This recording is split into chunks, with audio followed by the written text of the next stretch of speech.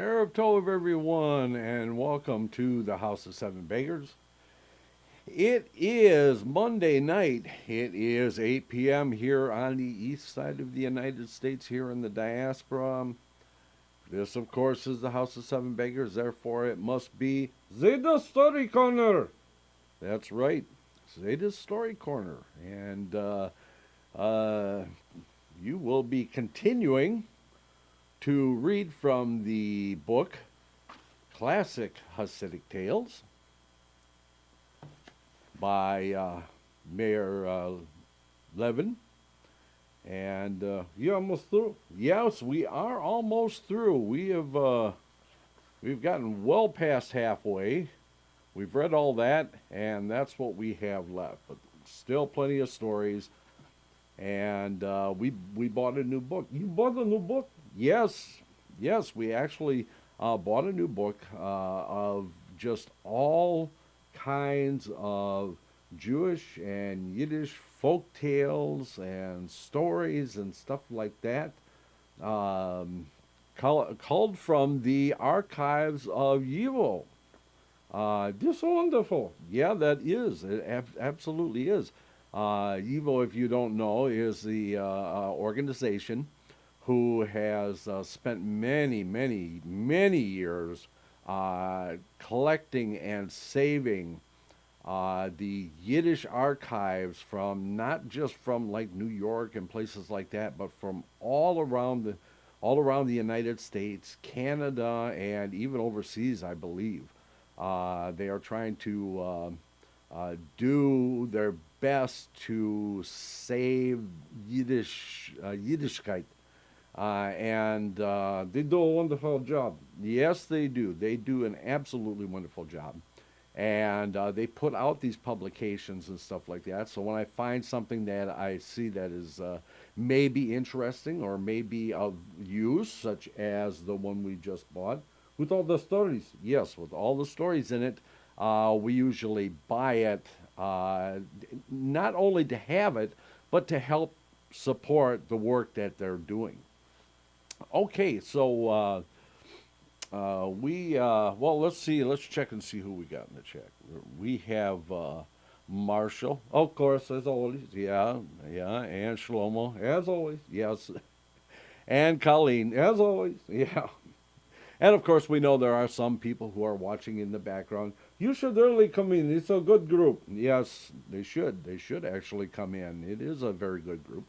And we know there are people who will be trailing in as we go along, but we'll try and catch up. Kelsey Lynn just joined us, and we'll catch up after the break with everybody who has joined us. But for right now, we are going to get on with our story. This part of the book is actually called The Golden Mountain. Yeah, it's called The Golden Mountain. And the story is The Spider and the Fly. That's right, The Spider and the Fly. So let's get you on your camera, and then you can explain where we were, and you can continue on with the story. Sounds like a good idea. Okay, let's switch cameras. And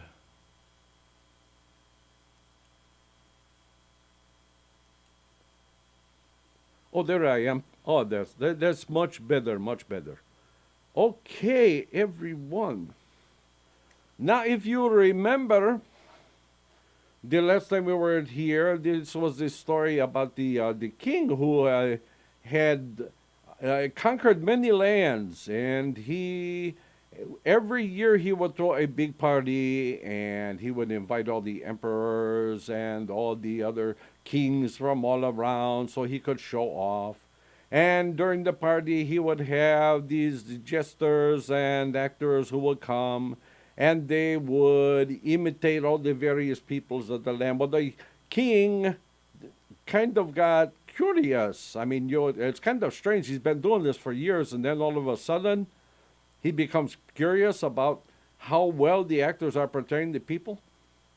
Well, anyway, so he calls for the book of the nations. And as he's reading the book of the nations, he opens it up to see how well the clowns and the actors are portraying the various peoples. And he comes to a page and he stops and he watches this fly that's on the page, and he watches this spider trying to come and get the fly, and every time the spider starts to get up there, the page gets blown over and up, and so on and so forth. So now you know where we left off. If you want more information about the story, then go back to last week and listen to the story. Okay? Okay. So we begin. And I'm going to back up just a couple of paragraphs just to remind everybody. Okay. The sage answered. Remember, he went to a sage because of what this dream he had was. And the sage told him he had to go to a land and he had to do this. He had to wait for a month that didn't have a name, and so on and so forth. The sage answered that he could not give him the meaning of his dream, but that if the king would wait until a day that was not in a month, he might himself learn what he wanted to know. For on that day, the wise man said, I gather the seeds of all the things and make them into a perfume. And when the perfume is spread all about you, you will have the power to see for yourself all that you desire to know. Well, the king said, I will wait. And he waited. And there came a time when he no longer knew the day of the month. Then the wizard bought him a perfume and burned the perfume until it rose all about the king. And in the cloud the king began to see. And what did he see? Well, that's where we left off the last time we were reading. It's what we call in the trade a cliffhanger. Okay, we go on. He saw himself as he had been even before he had become himself. He saw his soul as it waited in readiness before coming down to this world. And he saw his soul being led through all the worlds above and below, while a voice cried out, If there is anyone who has evil to say of this soul, let him speak. But at the soul passed through all the regions, and not one voice was raised against it. Then the king saw his soul in readiness to go down and live upon the earth. But at that instant, someone came hurrying, running, crying, Hear me, God! If this soul goes down on earth, what will there remain for me to do? Why was I created? The king looked to see who it was that cried out so against his soul's going down to earth. And he saw that it was the evil one himself. And the evil one answered, This soul must not go down on earth. As for you, You must think of something to do. Upon this, the evil one went away. Then the king saw his soul being led through the high regions, from one heaven to another, until at last it stood before the court of the highest heaven, ready to take its oath to go down and live on earth. And still, the evil one had not returned. Before the soul was given the oath, a messenger was sent to bring the evil one before the throne. The evil one came and brought with him a wizened old man whom he had known for a very long time. And he came up with the bent old man. He was laughing and chuckling and smiling to himself, and he said, "I've thought of a way out of it all. You can let this soul go down on the earth." Then the king saw his soul go down on earth, and he saw himself born, and he saw everything that had happened to him on earth. He saw how he had become king, how he had gone out in battles and slaughtered people and won victories and taken prisoners. He saw that among the myriads of prisoners he had taken there was a beautiful maiden. The maiden possessed every loveliness that was to be found on earth. The beauty of form that was felt as sweet water under the fingers, the beauty of the eyes that was as a caress of the hands, and the beauty that is heard like the sound of bells touched by the wind. But when the king looked upon her, he saw that her beauty was not her own, but it came forth like a perfume out of the tiny image that she wore upon herself. And it was this image that contained all forms of beauty. And because it was upon her, it seemed that all those forms of beauty were her own. And only the very good and the very wise can go higher upon the mountain, for no more can be told.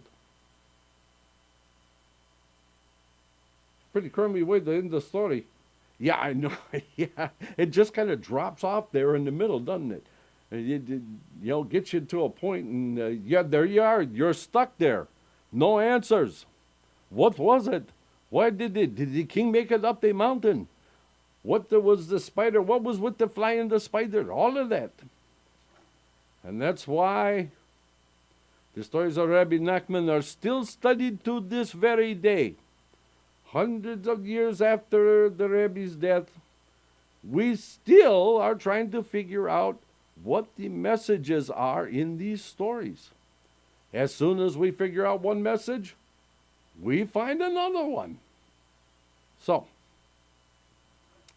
this story is called The Rabbi's Son and the Tzaddik who lived one day away. Not long ago, this is back in the 1800s, so, not long ago then was a long time ago now. So, but anyway, for this story, not long ago, there lived a rabbi who in all his life had scarcely lifted his head from the study of the holy books, and who was so strict in his observance of every last dot in the ritual that he would scarcely raise his eyes to heaven without first seeking a law that might tell him whether it was permitted at that moment and hour to raise one's eyes to heaven. And in all the world, there was nothing that angered him so much as the practices of those who were called Chassidim. Was Ben Misnagid. Well, let's find out from the story, shall we? Okay, we go on then. For in their wild prayer, in their miracles of healing, and in their carelessness of the strictures of the law, he saw the hand of the evil one. You know, we just read the Darash about this. Yes, we did. We just did read a piece about this. So, he saw the hand of the evil one. And when he found men in his own village going over to the way of the Hasidim, the rabbi became bitter against them. And he fought with all his strength to prevent another soul from being lost to the erring ones. And he thought, after I am dead, there will be none to prevent them, and they will all go and become followers of these mad howling tzaddikim who disgrace the Shabbos with their loud singing and lusty dancing, and who scarcely know how to read in the holy books. The rabbi longed for a son who would continue after him to keep the people to the observance of the holy law. When a son was born to him in his old age, he took it joyfully as a sign from above that his way was the only path to heaven, and that the way would not be left without a guide. The rabbi thought, my son will be a great light against the Hasidim. He will destroy them entirely with their ignorant tzaddikim, their mad chanting in the woods, and their magical tricks of healing.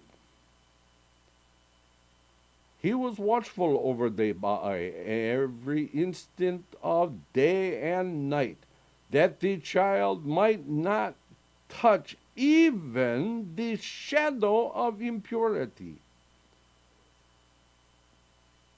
The youth grew up and was remarkable in learning. He sat on a high stool near the table and studied the books that were before him. But as the young boy sat on the stool, he would sometimes lift his eyes from the pages of the holy book, and his gaze would reach through the window out into the fields, into the distance that was yellow and green with leaves. Then his soul would glide forth upon the path of his gaze, and his soul would hover like a bird in the free air. At those moments, the boy felt himself drawn as toward a singing voice, and he was very happy. But then he would remember his books and force his eyes back upon the page and hold his head down with both hands that he might not err. More often the longing came upon him, and his soul went out to the call of the song, as a bird answering the song of its mate. But in that time, the boy was a light with a holiness that made bright the entire room, and joy was all about him. But when he returned to his books, he felt himself dragged down to listen to the mouths of the dead. And there was a yearning and a longing in him for he knew not what. The flame of the yearning consumed him. His body became weak, and he was as a trembling candle flame that might die with every puff of the wind. Still, he did not know what he desired, but his yearning was as that of the unborn souls that await their embodiment on earth. The rabbi saw that his son was becoming weak. Little trouble with the page there? Yeah, just a little bit. Here a second, I'll get it. He spoke with him of all the wonders of the law's myriad commands and of his life that was needed to combat the Chassidim on earth. But in all things that the rabbi said, there was no help for the boy. Only when his father spoke of the evil of the Chassidim, only then he felt a trembling within him and a sudden warmth. Among the young scholars with whom he sometimes studied, there were two who went secretly among the Chassidim. And when they saw the rabbi's son become so pale and losing his heart for learning, they said, "What is it that is ill with you?" He told them, I feel a longing for something, and I cannot tell what it is. Then they said to him, "Only one man can help you, and he is the great Tzaddik who lives 1 day's journey from here. You must go to him, for he has the power to release your soul to its destiny." "Is he pure?" asked the rabbi's son. "We do not know whether he is pure," they told him, "but he does not keep himself from contact with the sinful. But we do know that he never leaves anyone until he has taken his burden from him." Is he learned? Asked the rabbi's son. We do not know whether he is learned, they answered, for he lives in a hut in the forest and works as a woodcutter. But he knows the song that the sparrow sings to heaven. Then the boy went to his father, the rabbi, and said, Let me go to see the tzaddik who lives in the little town a day away.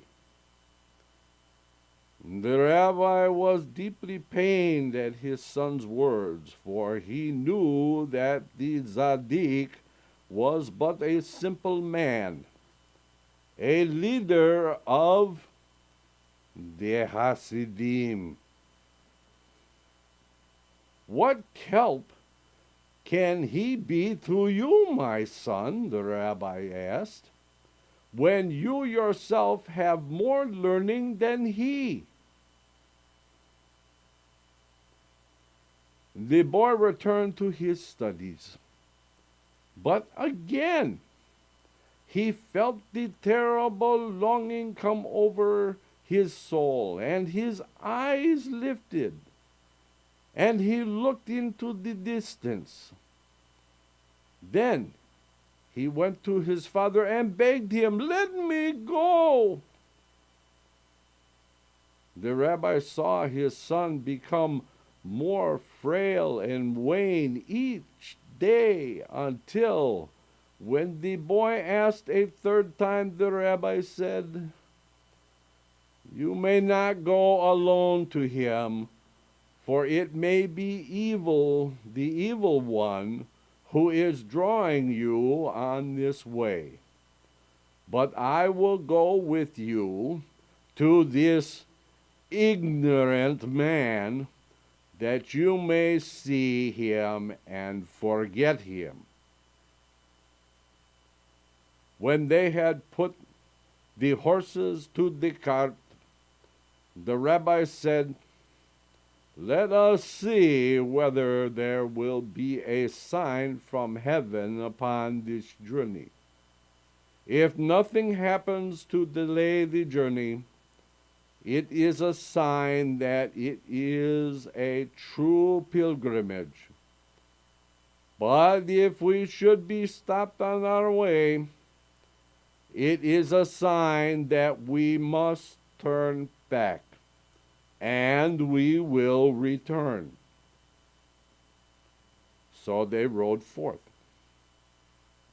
And all went well until they came to a shallow brook. But as the cart was crossing the brook, one of the horses slipped and fell and overturned the cart, so that the rabbi and his son were thrown into the water. When they had come out of the water and righted the cart, the rabbi said, You see, my son, heaven has sent us a sign to turn back, for this is an evil journey. So they returned home, and the boy sat again over his books.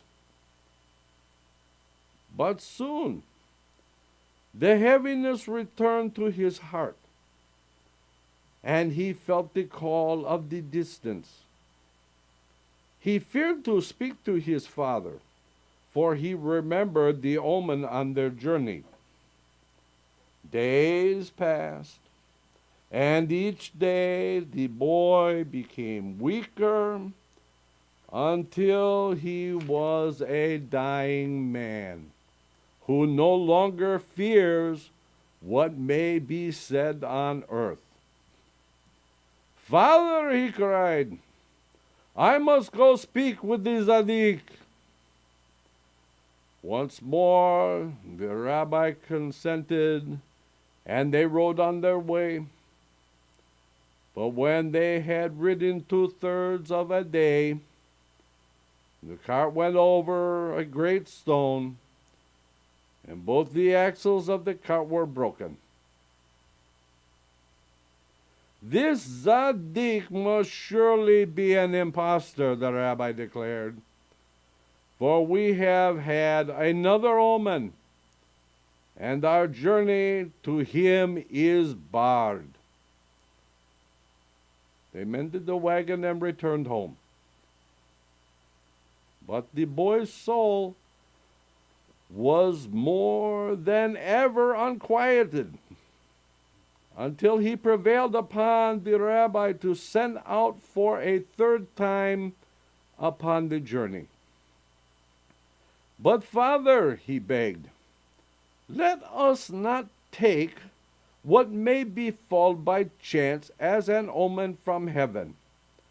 If the horse slips or the wagon breaks, have we proof that the Zadik is sinful?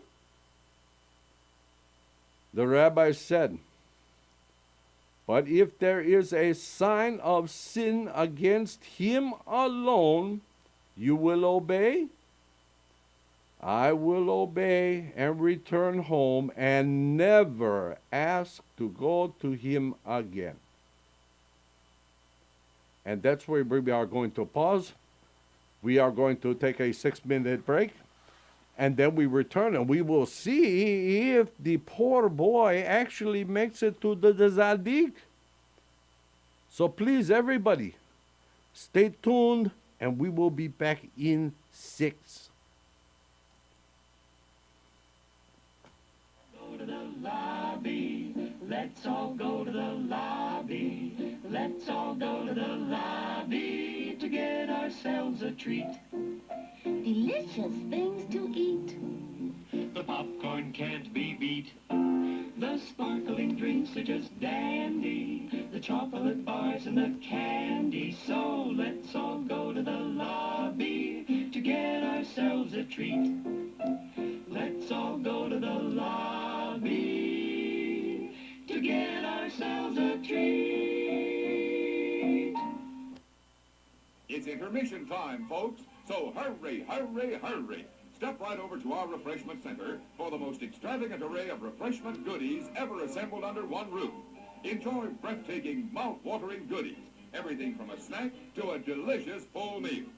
At our refreshment center, you'll find a large variety of goodies to satisfy your hunger, your thirst, or your sweet tooth.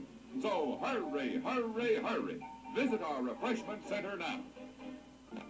The show starts in 5 minutes.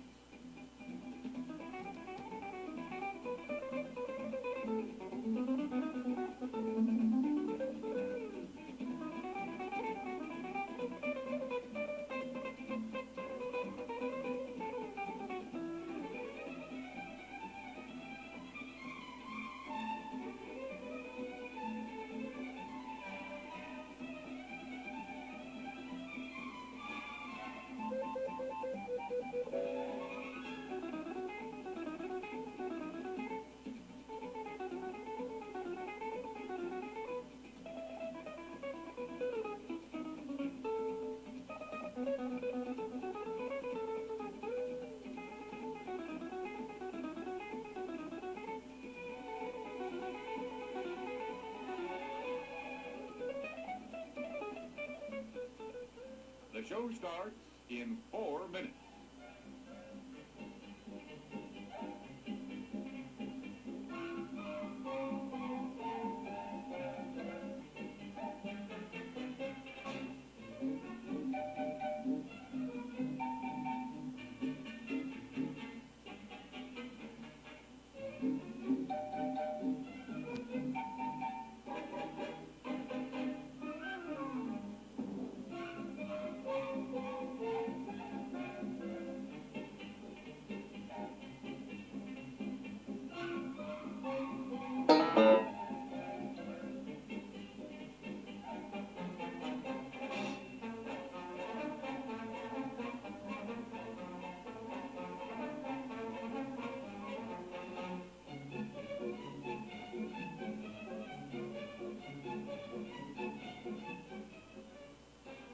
starts in 3 minutes.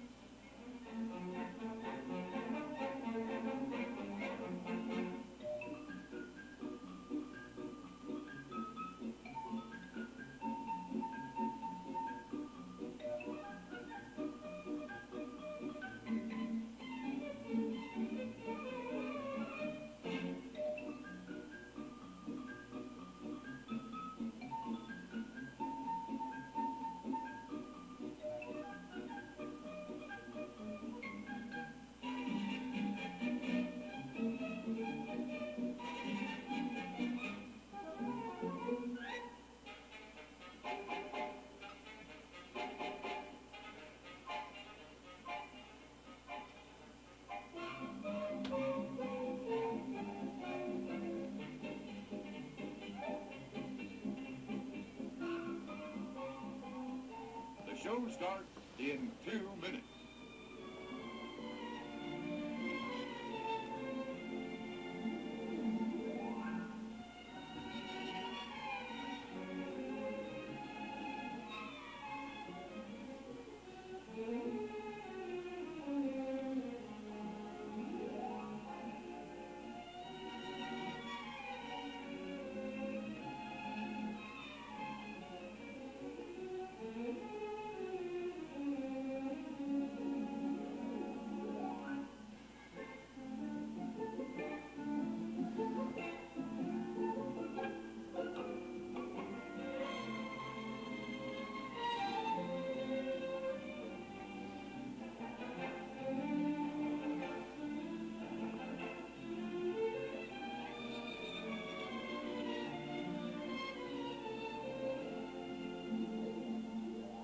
The show starts in 1 minute.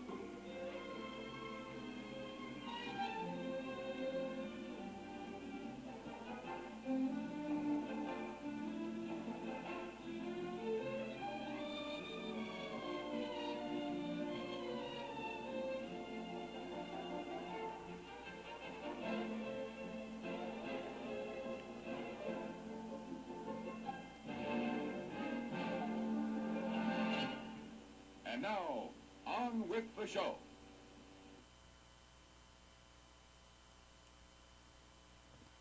And we are back, just as promised. Okay, we go on with our story, huh? We find out if this poor boy, sick boy, actually makes it to the Zadik and whether his father was all right. Okay. They set out their third journey. All went well.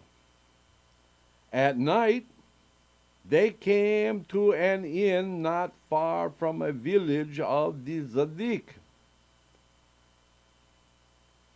As they sat over their evening meal, the boy dreamily and lost in awaited happiness, the rabbi began to speak with a merchant who sat at a nearby table. "Where does a rabbi travel?"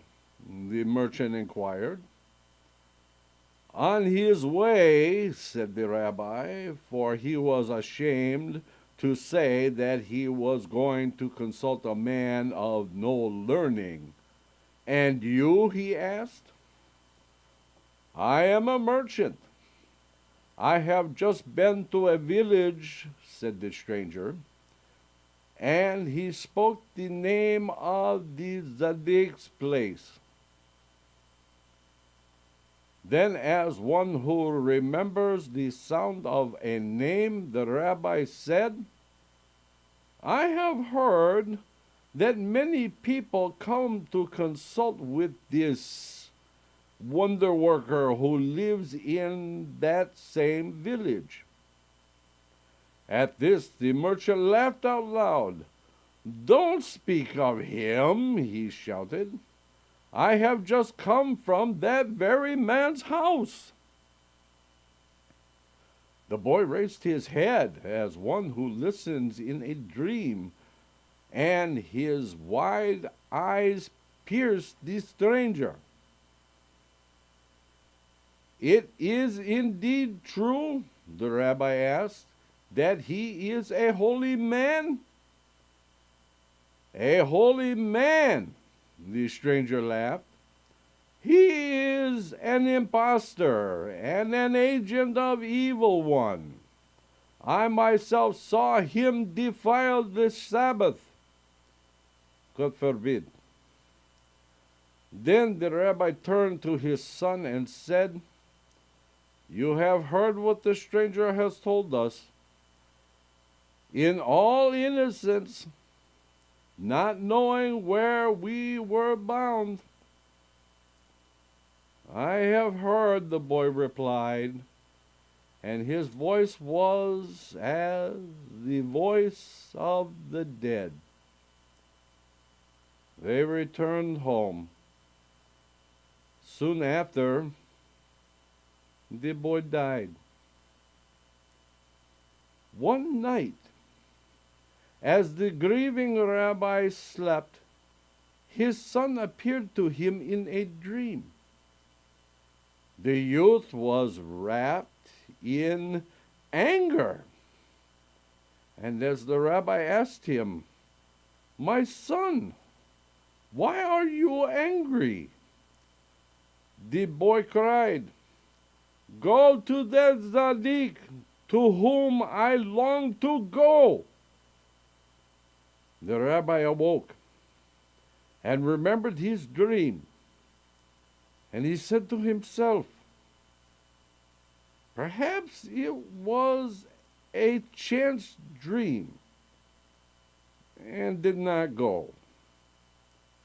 But again, his son appeared to him as he slept, and the boy wore the form of an angel of wrath.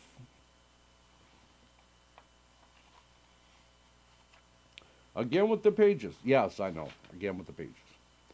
He cried, "Go to the tzaddik, go!" This time the rabbi thought, the dream is the work of the evil one. But when his son appeared to him a third time, the rabbi knew he must go. And as he came to the same inn where he had stopped with his son, he entered to pass the night. He sat alone in the room and did not touch the food that was placed before him. His heart was heavy. Then a voice spoke, a voice of laughter, saying, "Ah, the rabbi is here again." The rabbi looked up and saw the same merchant who he had met that other night when he had stopped at the inn. "The rabbi is here again," the merchant said, "and this time he is alone." "Are you not the merchant who I met here once before?" the rabbi asked. "Indeed I am," the stranger laughed. He opened wide his mouth and cried, "If you like, I'll swallow you alive." The rabbi started with fright. "Who are you?" he murmured, trembling. "Do you remember," the stranger said, "how you and your son once rode to see the tzaddik, and on the way your horse tripped and fell in the brook? Yet your son made you go again on the way to the holy man. But the second time the axles of your wagon were broken, and the third time you met me here, and I told you that the man was not holy, but an impostor who sinned on the Sabbath. Then you turned your back once more, and so your son died of loneliness and grief. Go, Rabbi. Now that I have got rid of your son, you may go on your way to the Chassid. For know that in your son there lived the power of the lesser flame, and the power of the greater flame was in the Tzaddik. And if the two had come together on this earth, Moshiach would have descended. But I placed obstacles in your way until your son was dead. And now, Rabbi, you can go see the Tzaddik. And with these words, the stranger vanished. And the rabbi continued on his journey and came to the hut of the Chassid. And there he wept. Alas, for him who is lost unto us and cannot be found again. That is a great story. Yes, that is a really great story. Indeed, we know who that's about. Yes, we do. Yes.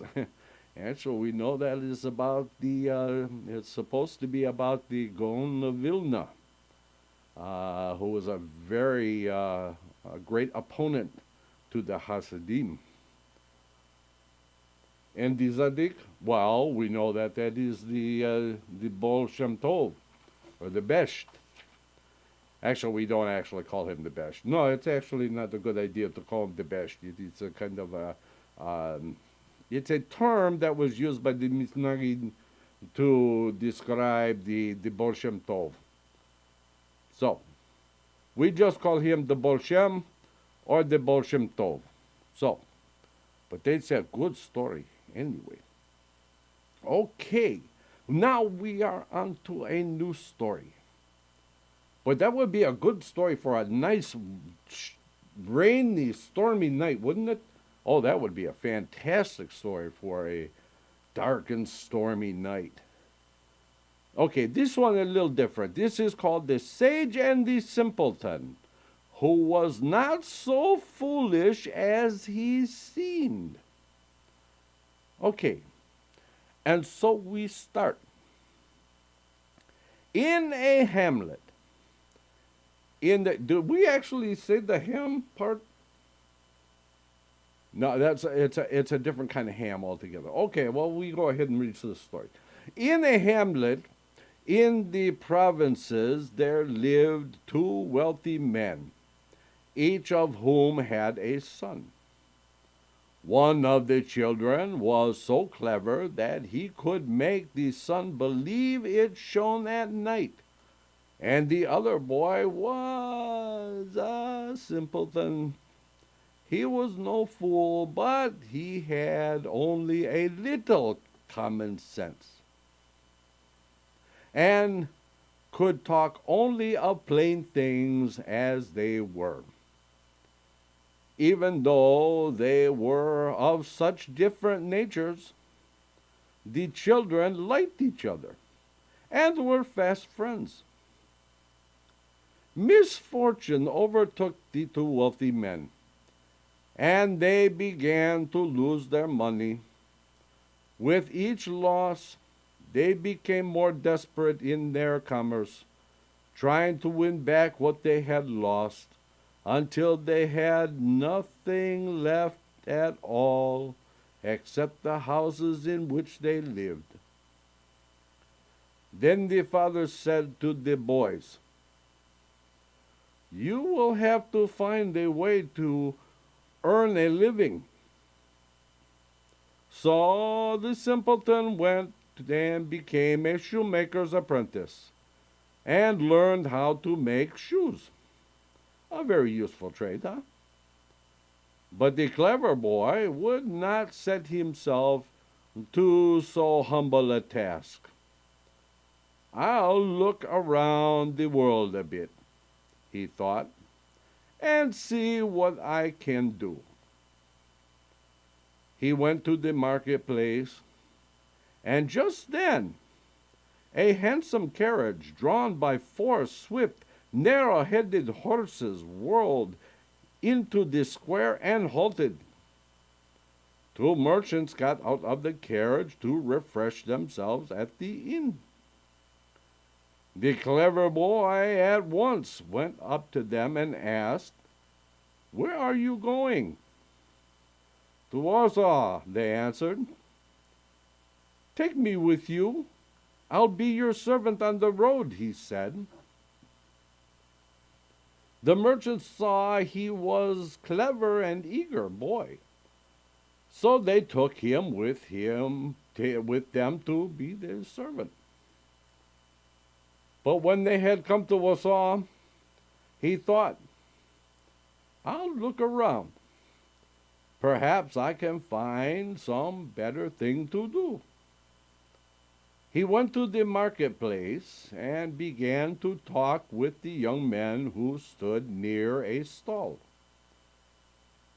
First, the clever boy asked about the merchants who had brought him to Warsaw. "Oh, they are good, honest people," the young men said, "but their trade keeps them away on the road."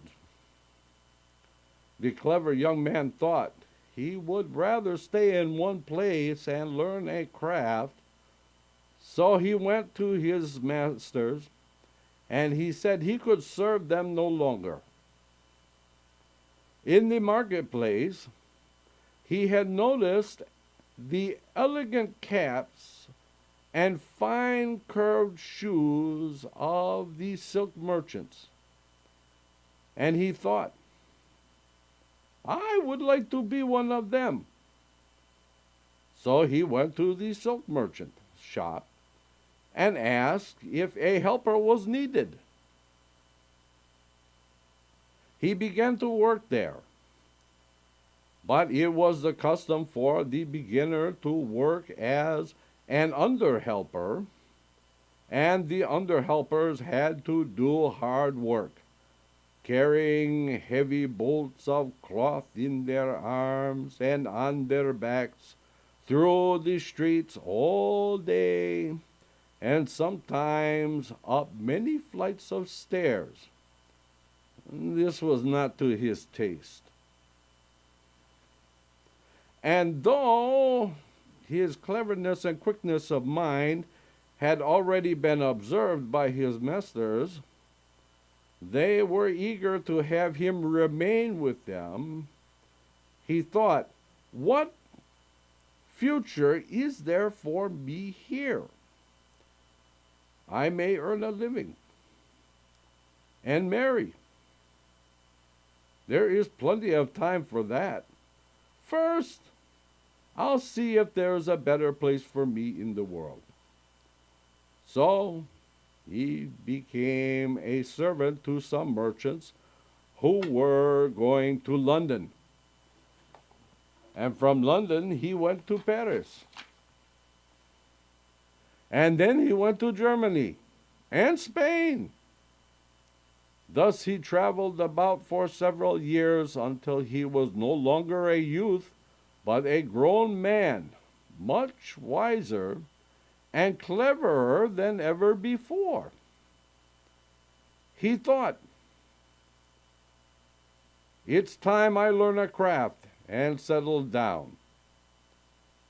Of all the crafts he had seen, the work of the goldsmith pleased him the most, for it dealt in riches and required great skill. So he went to Italy. Well, this kid really gets around, doesn't he?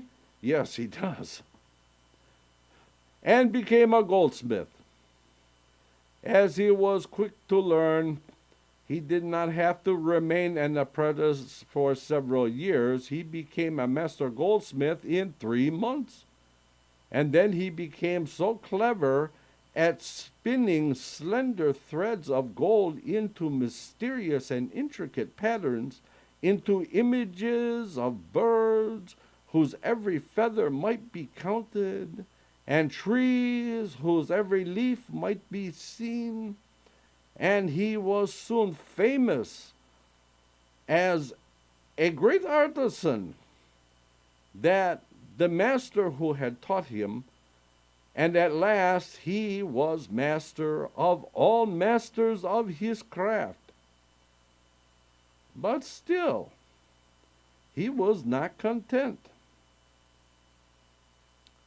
Today, there is a fashion for delicate ornaments of gold, he thought. But tomorrow the fashion may change, and there will be no work for the goldsmith. So he went to Amsterdam to learn the craft of cutting and setting jewels. This too he was able to do in a few months. He became a master jeweler. But still, he was not content. I will learn a craft that cannot pass from fashion, he thought. I will learn to do something that is always needed, and that will employ the wisdom of my mind as well as the cunning of my eyes and hands. So he went to Paris, studied medicine, and became a physician. In a short time, he became a skillful physician and a learned philosopher.